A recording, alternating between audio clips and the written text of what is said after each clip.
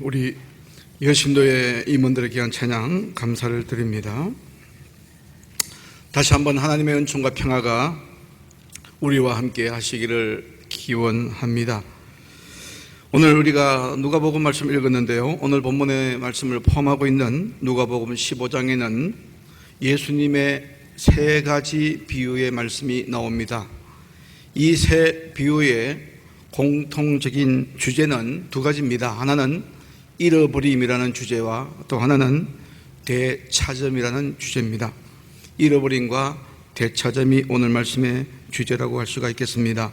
먼저 99마리 양을 덜에 두고 71마리 양을 찾아다니는 목자의 이야기가 그렇고, 두 번째로 아버지의 유산을 가지고 가출했다가 거지 신세가 되어 돌아온 둘째 아들, 소위 돌아온 탕자의 이야기가 그렇고, 오늘 본문인 드라크마를 잃어버린 한 여인, 드라크마를 잃어버렸다가 다시 찾은 한 여인의 이야기가 그렇습니다.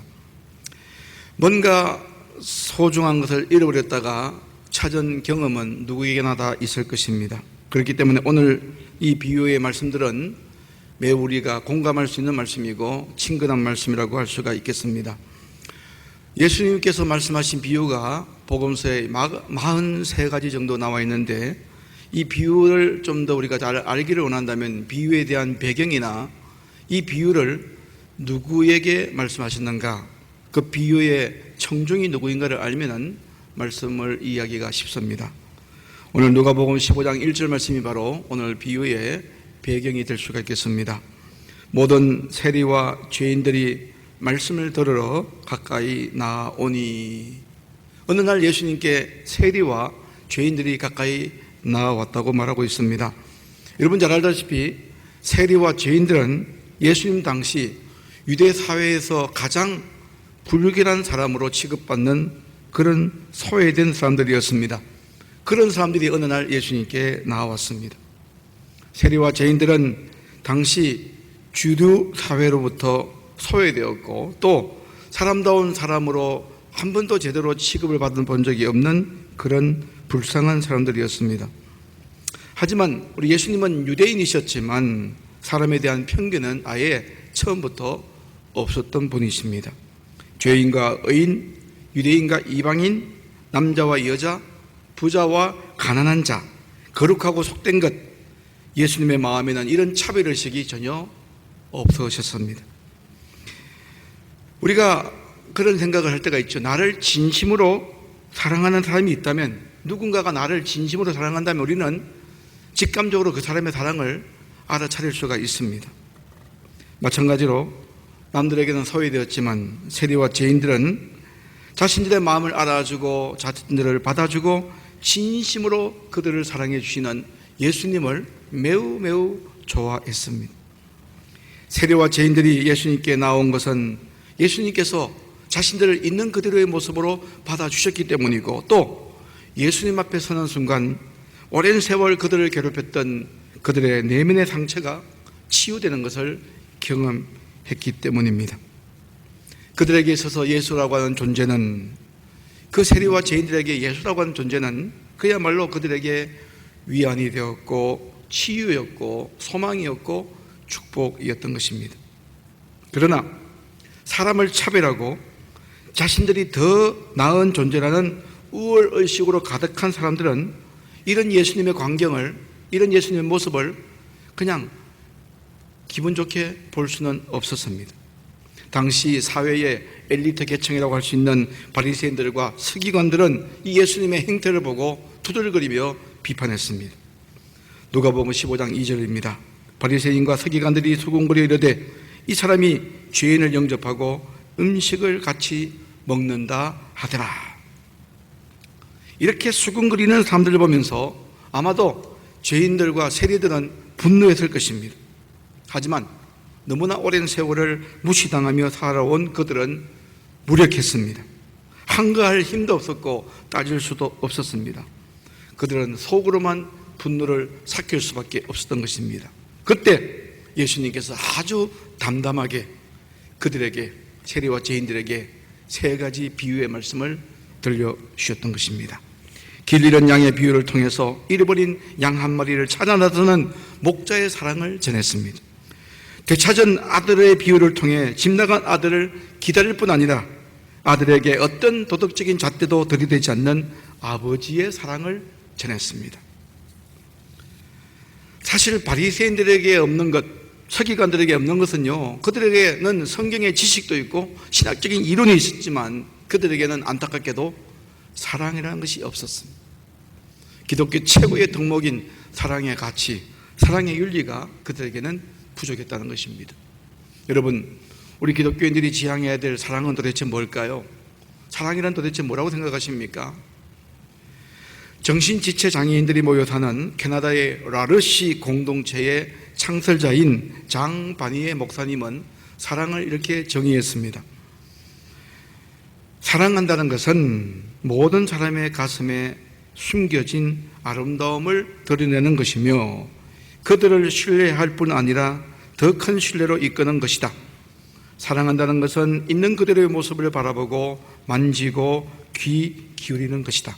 특별히 상처 입은 사람들, 낙심한 사람들, 위기에 처한 사람들과 함께 머물면서 그들이 얼마나 소중한 사람인지를 드러내는 것이다.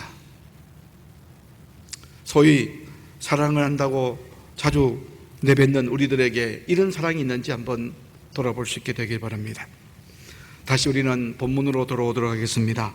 오늘 본문 누가복음 15장 8절입니다. 어떤 여자가 10드라크마가 있는데 하나를 잃으면 등불을 켜고 집을 썰며 찾아내기까지 부지런히 찾지 아니하겠느냐. 자, 이런 이야기입니다. 드라크마 10개를 가진 한 여인이 있었습니다. 드라크마라는 것은 로마 제국의 화폐입니다. 은화를 의미합니다. 한 드라크마는 노동자 하루의 품삯, 하루의 일당입니다. 그래서 유대 화폐인 1데나리온하고 가치가 비슷하다고 보면 되겠습니다.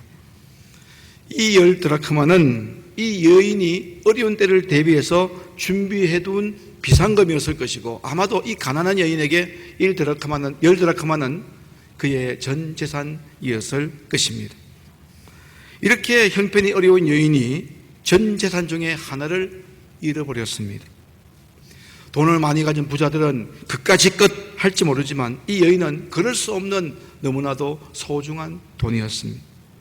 어디에서 잃어버렸을까? 어디에 떨어뜨렸을까? 여인은 이리저리 생각을 굴려보면서 이곳저곳을 찾아보았지만 도무지 찾을 길이 없었습니다. 마침내 여인은 창문조차 없어 대낮에도 어두컴컴한 집에 불을 밝힙니다. 그리고 종려나무 가지를 엮어 만든 빗자루로 온 집을 썰며 찾습니다.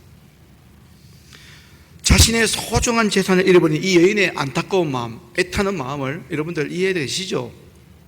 얼마나 안타까웠을까요? 제 기억에는 전혀 없지만 저희 어머니가 저에게 자주 말씀하신 제 어린 시절의 이야기가 있습니다. 제가 초등학교에 들어가기 전에 아주 어렸을 때인데 어머니께서 외출하고 집에 들어오시니까 제가 집에 없었습니다. 그래서 어딜 갔나 궁금했는데 집에 들어오겠지 하면서 기다렸는데 해가지고 저녁이 되었는데도 제가 집에 돌아오지 않자 걱정하며 온 동네를 헤집고 다니셨다고 하십니다. 제가 갈 만한 곳을 다 가보셨지만 저는 어디에도 없었고 그래서 별별 불안한 생각이 드셨다고 했습니다. 제가 어릴 때 저희 살던 집에 특이 야트막한 우물이 있었는데 혹시 그 우물에 빠졌을까 해서 긴장대로 우물을 헤집기도 하셨다는 것입니다. 그러다가 이제 좀 늦은 시간에 누군가의 손을 잡고 한 손에는 누군가의 손을 잡고 한 손에는 아이스 깨끼를 들고 눈물 그렁그렁한 모습으로 제가 돌아왔을 때 그때 저희 어머니가 느끼신 안도감과 기쁨이란 말로 표현할 수 없었다는 이야기를 종종 하셨습니다. 지금도 저는 그때 어디 갔는지 저도 기억이 안 납니다. 무엇을 했는지 알 길은 없지만 아마도 지금 생각해 보니 종일 저를 애태우며 찾았었을 어머니, 혹시나 우물에 빠졌을까 해서 우물을 헤집어 보았던 그 어머니의 절박한 마음을 조금은 알 것 같습니다. 여러분, 잃어버린 것에 대한 애타는 안타까움, 이런 것 느껴보신 적 있으시지요? 왜 없겠습니까? 혹시 지금 우리가 가진 것 중에서 소중한 것 잃어버리신 것 없습니까? 그러고 보면 저도 살아오면서 잃어버린 것이 참 많은 것 같아요. 얼마 전에 제가 소중하게 여기는 USB를 하나 잃어버렸습니다. 오랫동안 축적했던 자료가 한꺼번에 다 날아가 버렸습니다. 뭐 이런 것은 약과지요. 돌이켜보면 이런 것도 있습니다. 제 무관심과 냉정함으로 사람을 잃어버리는 것도 부지기수다. 또 곰곰이 생각해 보니까 젊은 시절에 제 불타는 열정, 제 속에 신성한 그런 거룩한 믿음의 불꽃 지금 가물가물거리고 있음을 느끼게 됩니다. 또 언젠가 이런 생각도 해봤습니다. 이렇게 코로나 상황이 지속되고 아무것도 할 수 없는 이런 상황 속에서 사명조차 잃어버리는 것은 아닌가, 문득 그런 고민도 하기도 했습니다. 그래서 몹시 자책했던 시간들도 있었습니다. 사명을 뜻하는 영어 단어 중에 vocation이라는 단어가 있습니다. 이 vocation은 라틴어 voice라는 단어, 음성, 목소리에서 유래가 되었다고 합니다. 사명이 왜 목소리와 연관되었을까요? 사명이 뭡니까? 사명이란 내가 추구해야 될 어떤 목표이기도 하지만 더 중요한 사명은 내 내면의 소리를 듣는 것입니다. 나를 향한 하나님의 신령한 음성을 듣는 것이 오늘 우리가 가져야 될 사명이다. 저는 그렇게 생각합니다. 우리는 어떤 일을 해내기 위해서 그 일을 해내야 된다는 부담감을 가지고 세상 소리에는 우리가 날카롭게 예민하게 반응하지만 우리를 향한 하나님의 소리, 내 내면을 향한 양심의 소리에 대해서는 지극히 귀를 기울이지 못하는 우리의 모습을 기억해야 될 것입니다. 그래서 우리가 뭔가 사명을 감당하고 뭔가 한다고 하지만 우리 마음속에 늘 공허한 것은 내가 지금 무엇을 해야 될지 모르는, 즉 분명한 사명의식이 없는 우리들의 실존이라는 것입니다. 더 큰 문제는 이런 사명을 잃어버리고도 잃어버린 줄 모르고 사는 것, 그리고 또 잃어버린 줄 모르니 찾으려고도 하지 않습니다. 그러다 보니까 우리가 뭔가 해야 되는데 늘 마음이 불안하고 답답하고 초조한 것입니다. 저는 TV 시청할 때 가장 좋아하는 것이 주로 다큐멘터리인데, 특별히 EBS에서 하는 세계 테마 여행, 세계 테마 기행 이런 프로그램은 아주 좋아합니다.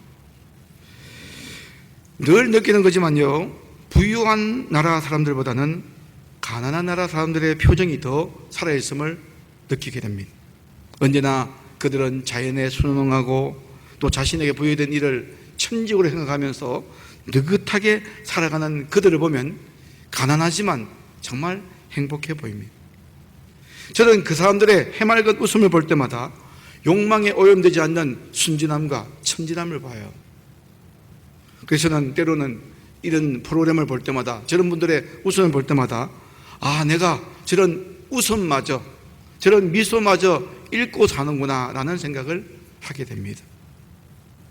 여러분들도 이런 것은 무엇인지 한번 돌아보시기 바랍니다. 자, 그렇게 애태우며 잃어버린 드라크마를 찾던 이 여인은 마침내 은전을 드라크마를 찾았습니다. 여인은 안도감과 기쁨을 느꼈을 것입니다. 여러분, 기쁨이 뭘까요? 기쁨은요, 어떤 생동하는 기운이 이 속에서부터 솟구쳐 나오는 것이 기쁨이에요. 그래서 어릴 때 어떤 선생님이 그런 말씀하셨습니다. 기쁨이란 기가 뿜어져 나오는 것이 기쁨이다. 이제 이 안도감과 기쁨에 찬 여인은 벗과 이웃들을 불러 모아놓고 이렇게 말합니다. 오늘 본문 9절입니다. 또 찾아낸 적 벗과 이웃을 불러 모으고 말하되 나와 함께 즐기자. 이런 드라크마를 찾아내어노라 하리라. 여기서 가장 중요한 단어가 뭔지 아세요? 나와 함께 즐기자. 우리 영어 성경에는 rejoice with, 함께 기쁨을 나누자. 드라크마를 찾는 기쁨이 크기 때문에 이 여인은 기쁨의 자리에 그 기쁨을 공유하기 위해서 이웃들을 불러 모았습니다. 여러분, 기쁨은요, 나눌수록 커집니다. 자, 여러분 한번 경험해 보셨습니까? 사심없이 내 기쁨을 나누는 자리에 사람들을 함께 불러 모아놓고 기쁨을 공유할 때 더 깊은 친교와 더 깊은 연대감을 느끼게 합니다. 그래서 저는요, 우리 교우들한테 듣고 싶은 이야기가 뭐냐? 제가 자주 사용하는 표현이 있죠. 오늘의 간정이 내일의, 오늘의 기도가 내일의 간정이 되게 하자. 참 좋은 이야기입니다. 우리의 신앙의 스토리, 좋은 신앙의 이야기를 사람들에게 들려주고 나누자. 제가 여러분들에게 듣고 싶어하는 이야기는 바로 그거예요. 나와 함께 즐깁시다. 나와 함께 기쁨을 누리기를 원합니다. 내가 경험한 즐거움과 내가 경험한 기쁨을 함께 누리기를 원합니다. 나와 함께 기뻐해 주십시오. 나와 함께 즐깁시다 라고 한다면 그 뒤에 무엇을 즐겨야 되는지 이유가 따라오지 않습니까? 그 이유가 뭘까요? 하나님의 말씀을 새롭게 읽었는데 과거에 알지 못했던 말씀에 대한 은혜, 그 신령한 기쁨 함께 나누고 싶습니다. 그리고 또 우리 정말 행복한 일들, 기쁜 일들, 간정처럼 나눌 수 있는 일들 함께 나누면 좋겠어요. 또 저는 이런 고민을 하고 싶습니다. 한 걸음 더 나가서 이 코로나 상황에서 우리의 삶의 방식을 바꾼 후에 경험한 새로운 기쁨, 우리가 얼마나 분주하게 살았습니까? 소중한 일상이 소중한지도 모르고 그냥 바쁘게 살아왔습니다. 그런데 사회적 거리두기 하면서 이제 저는요, 사회적 거리두기 몇 단계냐 여기에 관심 있는 것도 중요하지만 이제 우리는 사회적 거리두기도 즐겨야 할 때가 왔다고 생각합니다.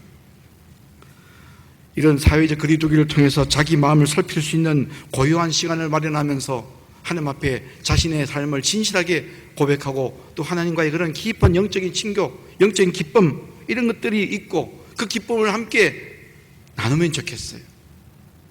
이렇게 사회적 거리두기를 하면서 하나님과의 진솔한 만남을 이루다 보니까 내 안에 없던 기쁨이 생겼어요. 내 안에 꺼져가고 가물가물거리는 신령한 은혜의 불꽃이 내 마음속에 형성되었어요. 지금까지 우리는요, 우리 인생은 재미라는 데 국한된, 재미라는 데 포커스를 맞춘 그런 인생을 살아왔는지도 모르겠습니다. 그래서 재미있고 즐거운 소일거리를 찾는 것이 우리의 당연한 일상처럼 여기며 살아왔습니다. 근데 여러분, 재미있는 일, 즐거운 일만 찾다 보면요, 늘 새로운 자극을 찾을 수밖에 없어요. 재미의 최대의 적은 반복입니다. 반복. 재미와 즐거움을 찾는 이들에게 제일 견디기 힘든 것이 뭘까요? 무한 반복처럼 보이는 일상입니다.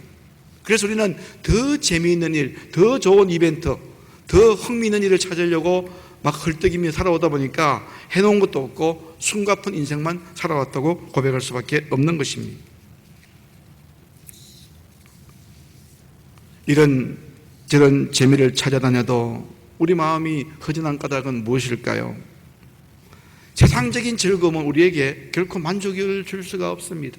늘 새로운 것, 늘 더 흥미로운 것, 늘 더 재미있는 것을 찾아가기 때문입니다. 그러나 여러분, 오늘 성경에서 말하는 진정한 기쁨, 진정한 기쁨을 추구하는 사람은 다릅니다.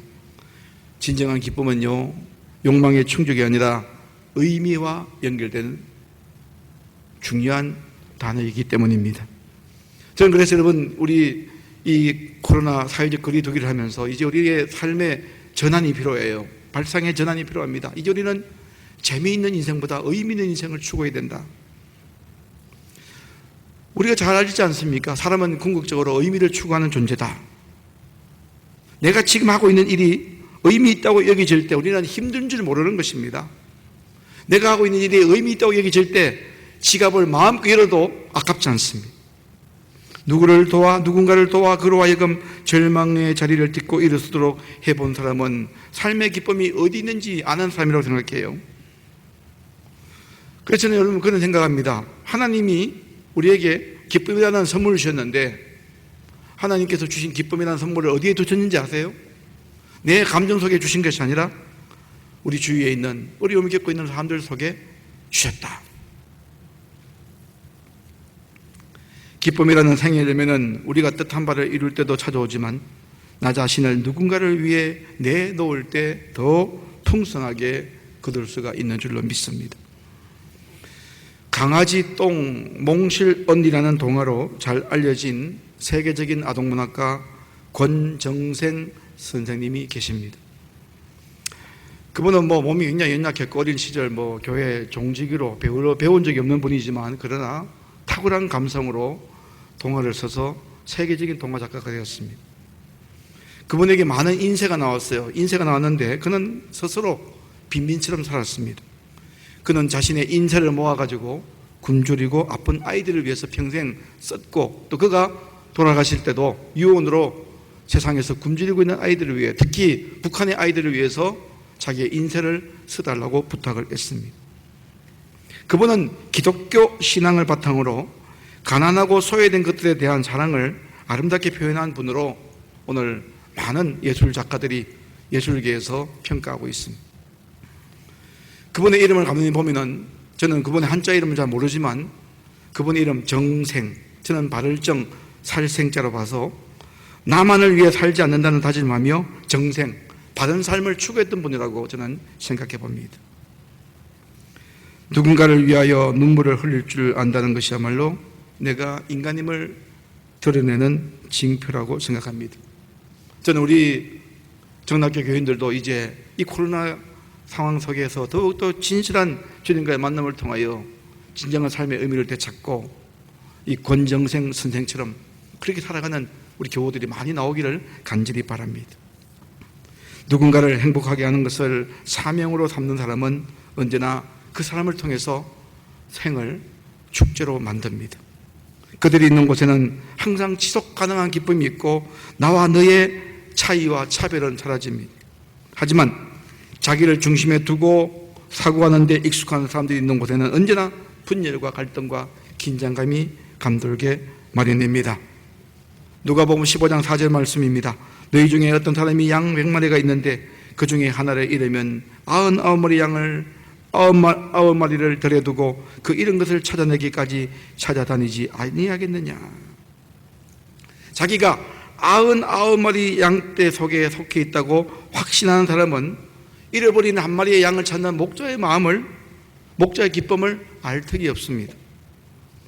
드라크마 하나쯤을 가지고 그까짓 것 할 수 있는 사람들은 그것을 찾은 사람의 기쁨을 알지 못합니다.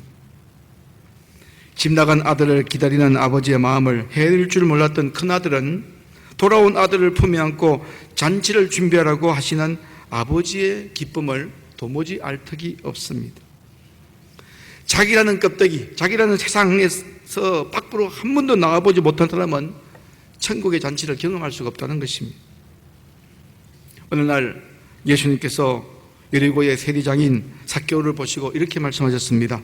누가복음 19장 5절 말씀입니다. 삭개오야, 속히 내려오라. 내가 오늘 내 집에 유하여야 하겠다. 여러분, 삭개오에게서 예수님의 이 말씀은 얼마나 중요한 말씀인지 아세요?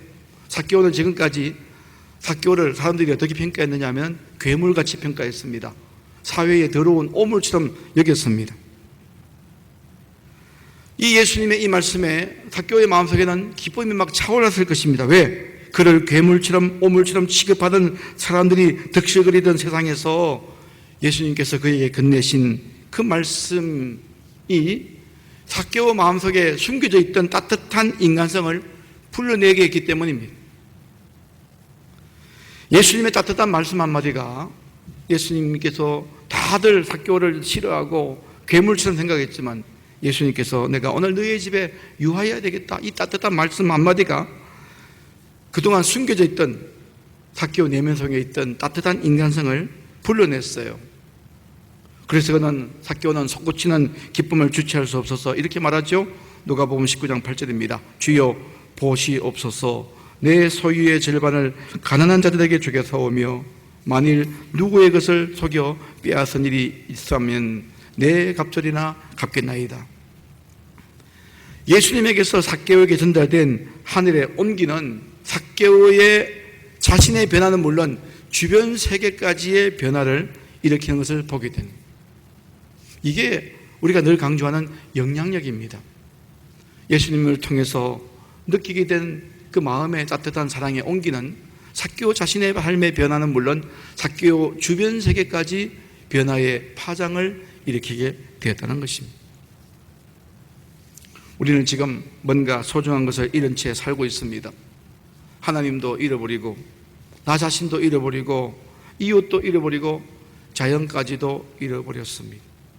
그리고 소중한 일상도 잃어버렸습니다.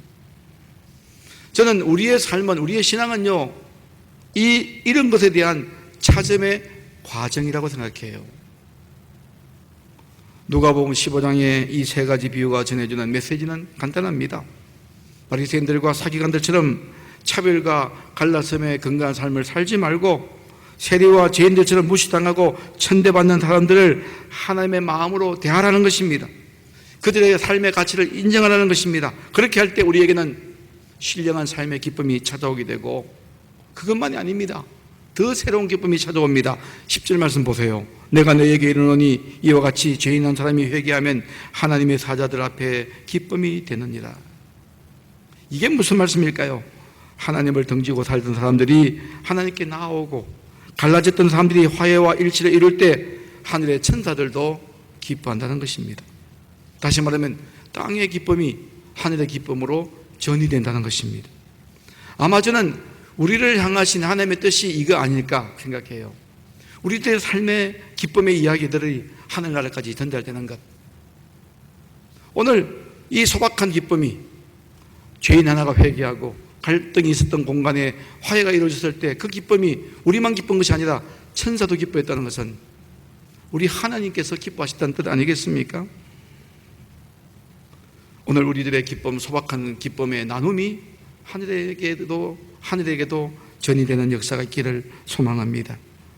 오늘 우리의 삶은 여전히 어렵지만 그런 가운데서도 하루하루 우리가 지향하는 삶이 주변의 즐거움과 기쁨의 파장을 일으킬 수 있게 되기를 주님의 이름으로 축원합니다. 그래서 하늘의 천사들도 우리의 이 기쁨을 인정하고 함께 기뻐했으면 좋겠습니다. 사랑하는 여러분, 이 한 주간도 함께 즐길 수 있는 많은 기쁨의 열매를 거두는 저와 여러분 되어지기를 주님의 이름으로 축원합니다. 함께 말씀을 기억하시면서 함께 기도하겠습니다. 묵상으로 기도하겠습니다.